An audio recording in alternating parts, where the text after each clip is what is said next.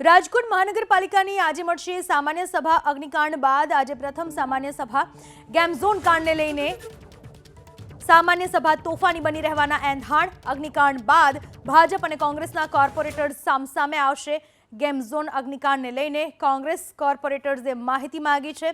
Game ઝોનની મંજૂરીઓ વિશે કોંગ્રેસ કોર્પોરેટર્સે માહિતી માંગી છે। સાગઠિયાના સમયકાળની ટીપી સ્કીમની પણ માહિતી માંગવામાં આવી છે। 4 વર્ષની ડિમોલિશનની નોટિસ મુદ્દે પણ માહિતી માંગવામાં આવી છે। આજે અગ્નિકાંડ બાદ જ્યારે પહેલીવાર સામાન્ય સભા મળી રહી છે રાજકોટમાં, ત્યારે આ સામાન્ય સભા તોફાની બની રહેવાના એંધાણ। સામાન્ય સભા તોફાની બની રહેવાના એંધાણ। અગ્નિકાંડ બાદ ભાજપ અને કોંગ્રેસના કોર્પોરેટર્સ સામસામે આવશે। ગેમ ઝોન અગ્નિકાંડને લઈને કોંગ્રેસ કોર્પોરેટર્સે માહિતી માંગી છે। ગેમ ઝોનની મંજૂરીઓ વિશે કોંગ્રેસ કોર્પોરેટર્સે માહિતી માંગી છે।